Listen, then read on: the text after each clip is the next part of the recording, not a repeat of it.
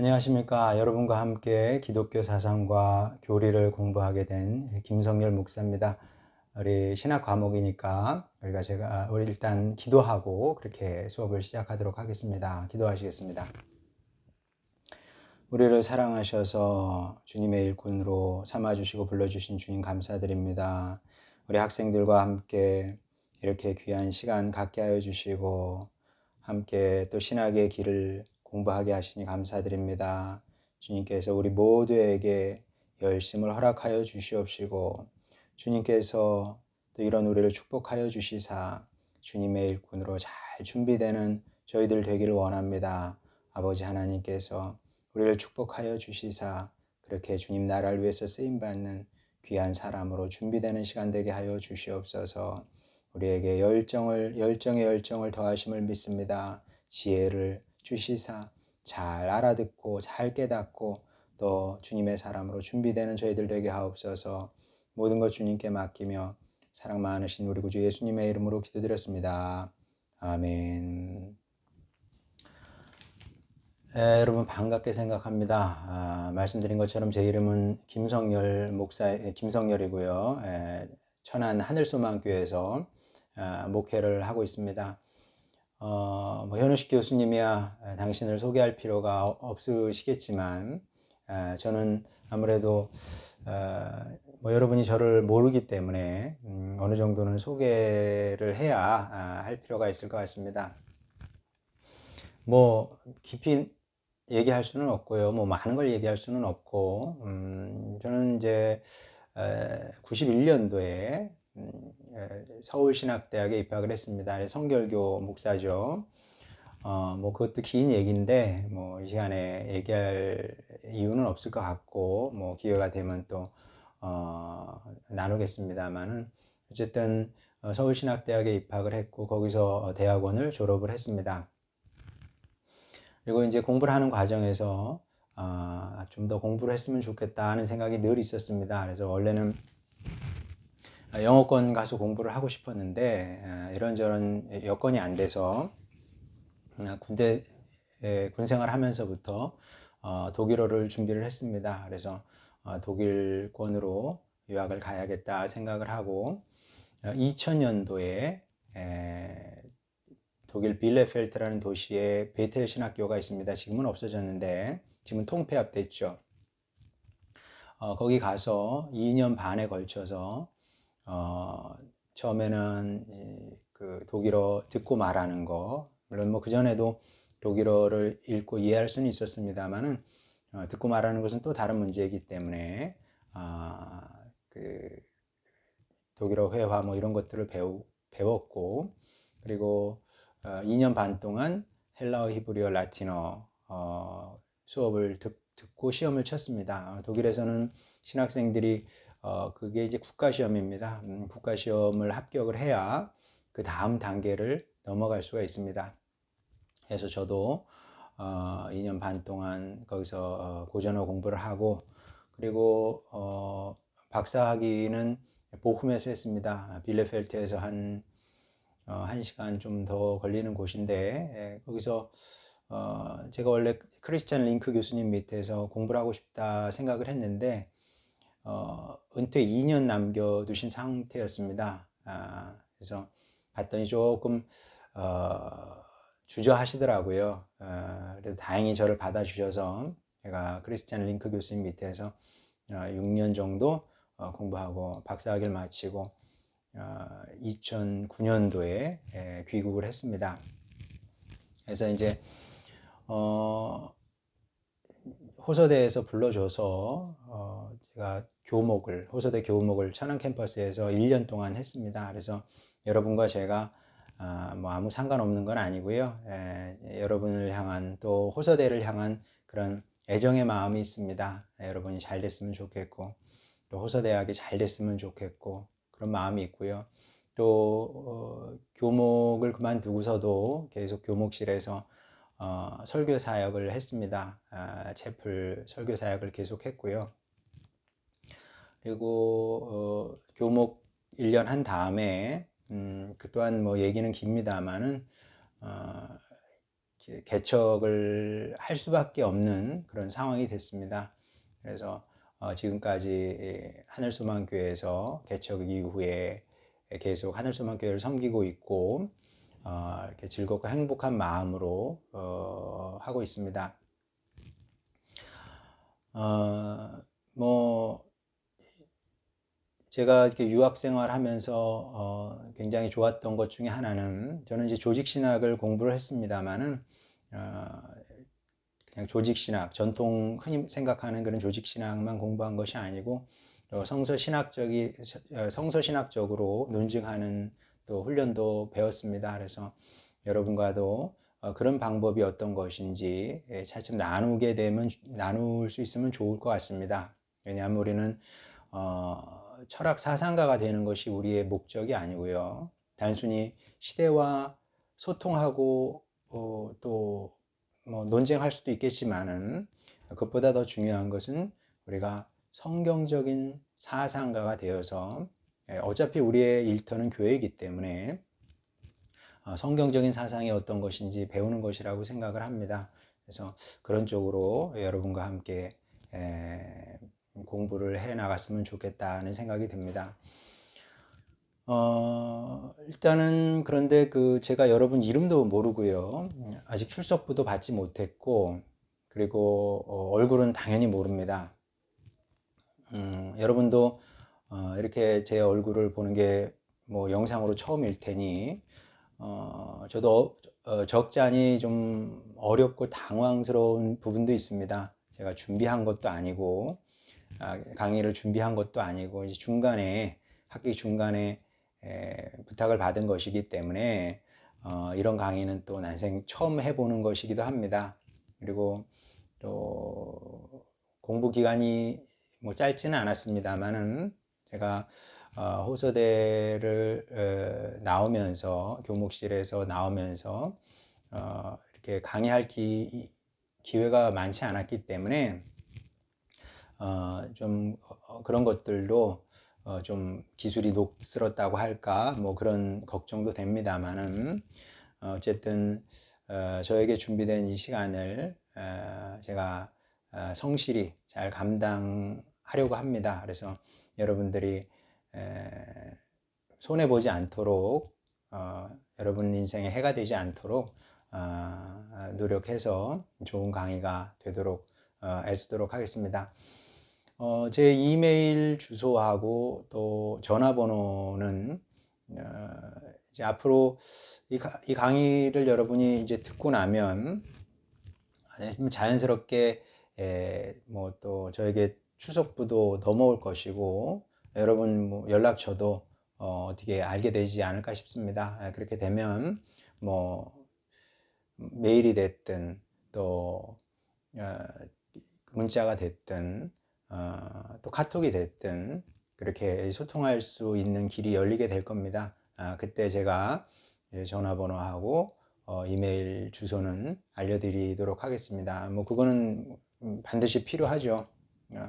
뭐 오프라인 강의라면 몰라도 온라인 강의를 하기 때문에 메일 주소하고 카톡방 뭐 만든다고 하는 것 같은데, 거기에 저를 초대해 주시면 이제 그것을 통해서 우리 함께 이렇게 의견을 나누고 하도록 하겠습니다. 그리고 또 다른 교수님들은 어떻게 강의를 하시는지 제가 모르기 때문에 여러분들이 이렇게 정보를 주신다든지 이런 것들은 이렇게 고쳤으면 좋겠습니다 라고 건의를 해 주시면 제가 적극 수용해서 반영하도록 하겠습니다.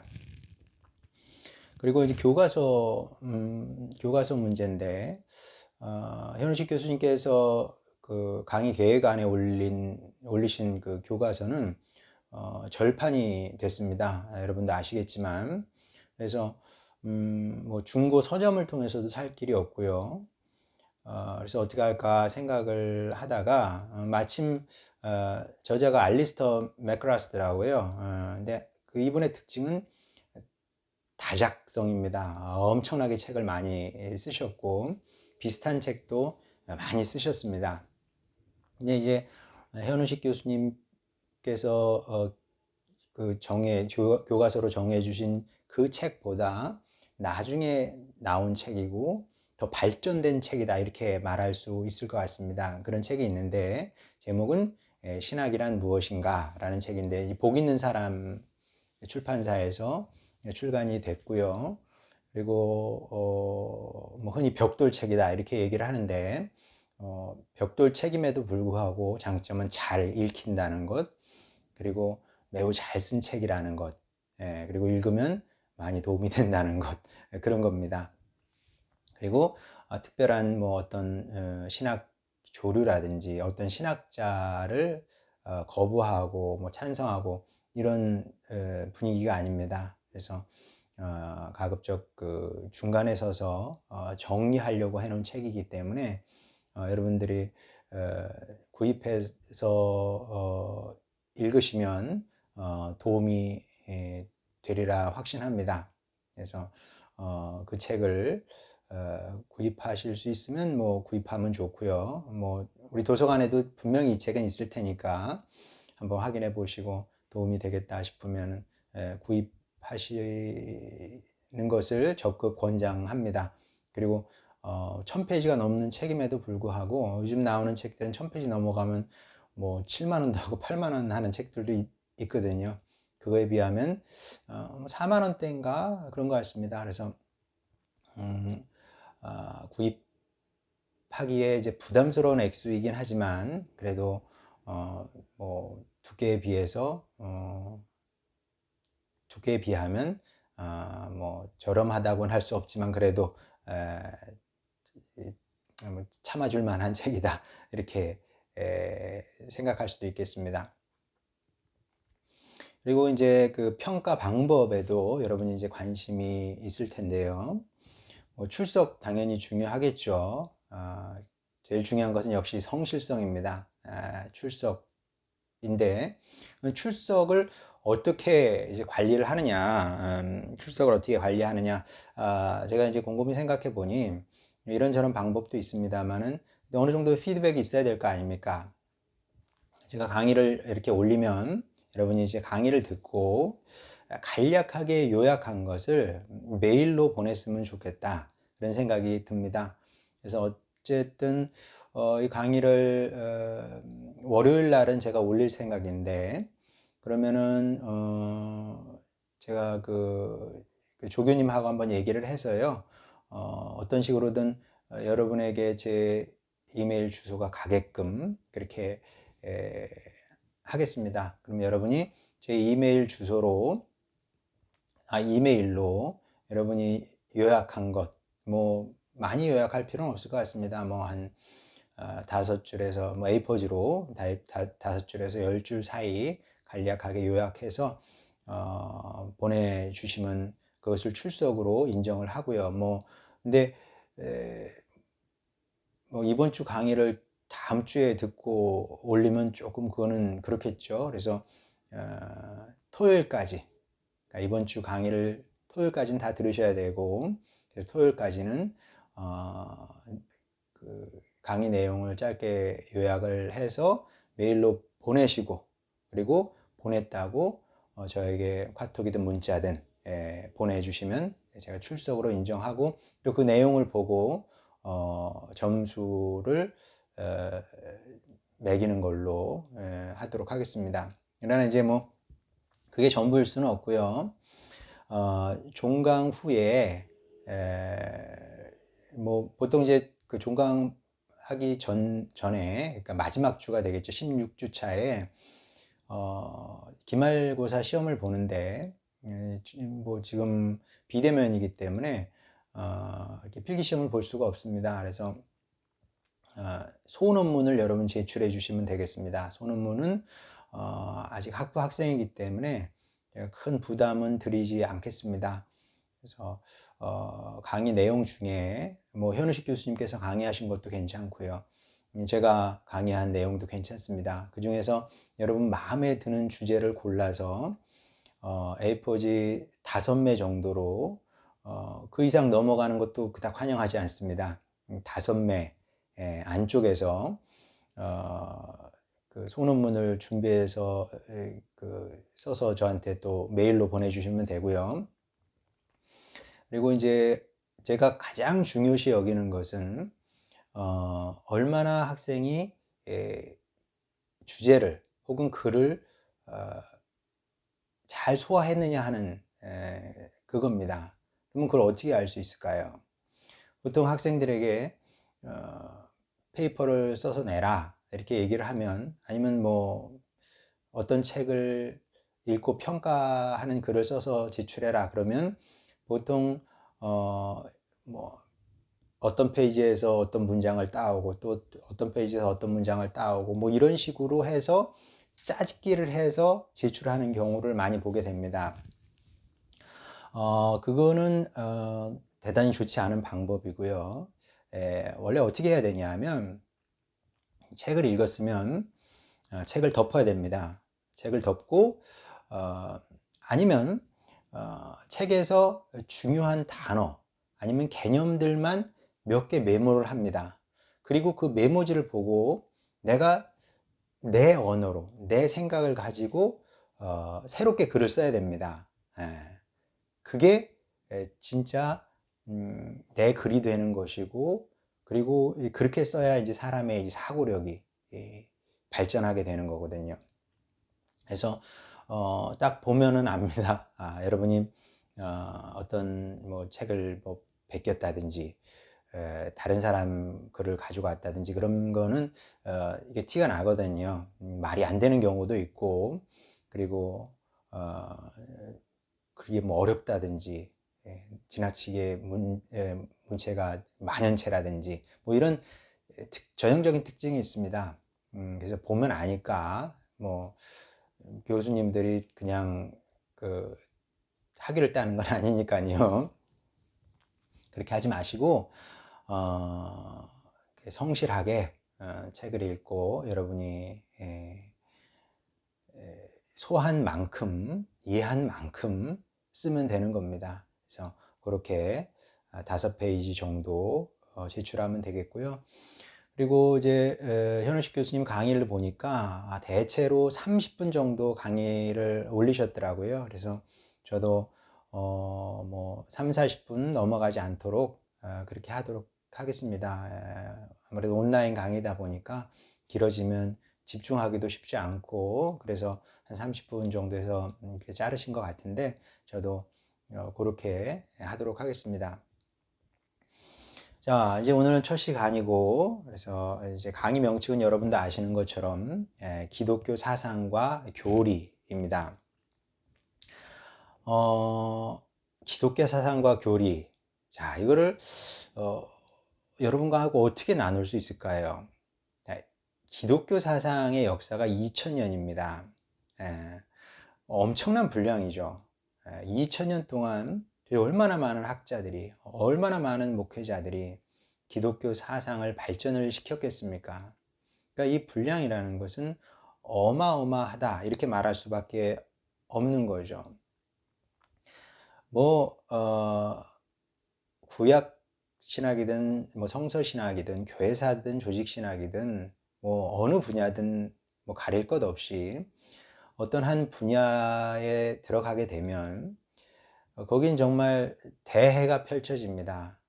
비근한 예로 우리 산상수훈 물론 마태복음에서 산상수훈의 양은 결코 작은 것은 아닙니다. 적은 것은 아닙니다만은 어찌됐든 간에 산상수훈을 연구를 하려고 도서관에 가서 아니면 인터넷으로 자료를 찾기 시작하면 한도 없이 끝도 없이 자료가 나옵니다.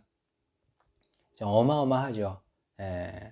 그런 것을 뭐 산상수훈 5장 아니 산상수훈의 첫 번째 말씀, 심령이 가난한 자는 복이 있나니 천국이 저희의 것이며, 이 한 구절을 가지고 내가 논문을 쓴다고 하면 거기에 대한 뭐 자료라는 것은 어마어마합니다.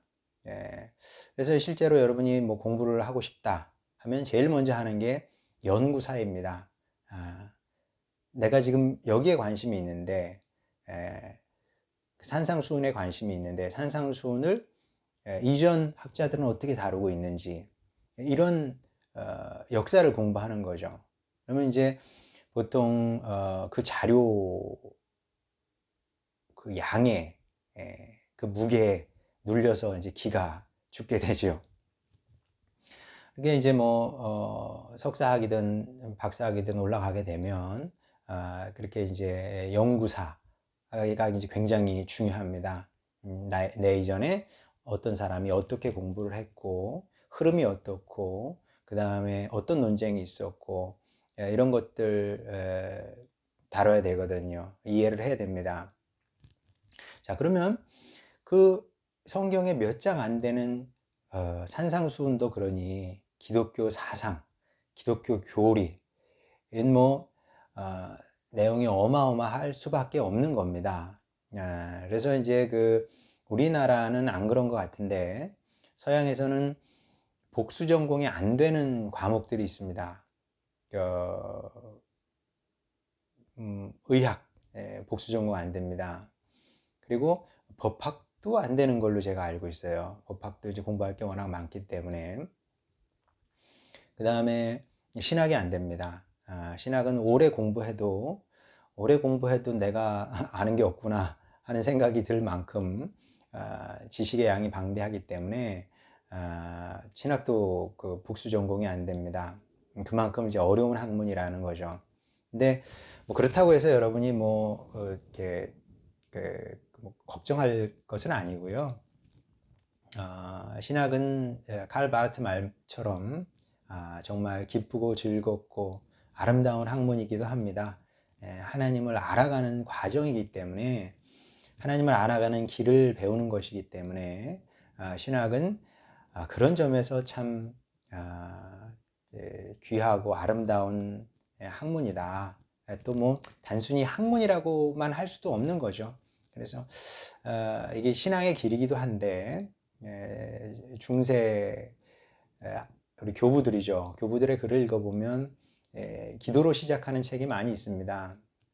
특별히 이제 안셀름 같은 경우는 늘 이제 기도로 시작을 하거든요. 프로슬로견도 보면 기도로 시작을 하고 있고 또 아퀴나스도 마찬가지입니다. 우리 아퀴나스가 사람들이 그 이성적 철학적 신학의 최고봉이라고 합니다만은 절반은 맞고 또 절반은 틀린 얘기죠. 누구보다 경건한 신앙인이기도 했습니다.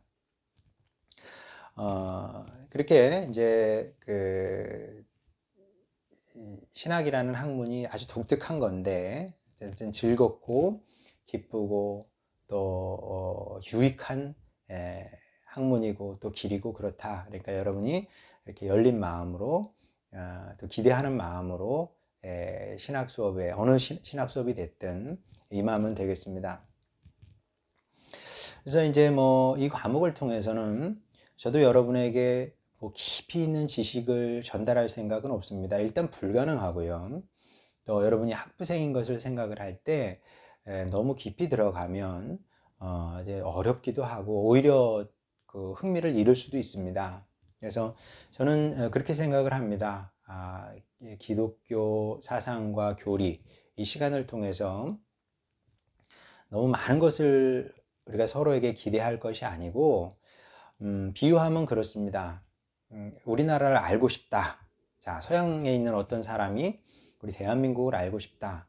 그러면 뭐 제일 기본적인 것은 우리나라 생김새 아니겠습니까? 그래서 뭐 생김새 어떻게 알 수 있겠어요? 위성 사진, 위성 사진을 보면 대한민국이 어떻게 생겼는지 알 수 있겠죠. 그리고 그 다음에 이제 좀 더 알고 싶다. 더 알고 싶으면 이제 지도를 놓고 또 공부를 하면 될 겁니다. 서울은 어디 있는지, 천안은 어디 있는지, 부산은 어디 있는지, 뭐 그런 식으로 또 우리나라를 공부할 수 있겠죠.